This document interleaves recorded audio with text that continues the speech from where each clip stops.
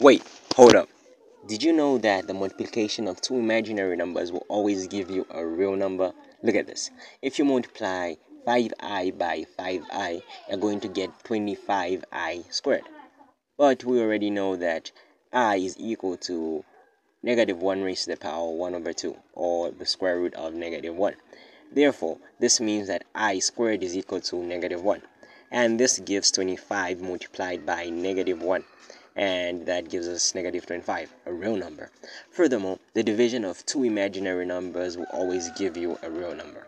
For example, if you're dividing 100i by 10i, 10 into 100 is given as 10. Dividing two numbers with the same base, you just have to subtract the powers, and that's going to give us I raised to the power 0, which is a 1, and giving you 10. Okay, that's pretty much it. Don't forget to like and share the video, and subscribe to the channel. Peace.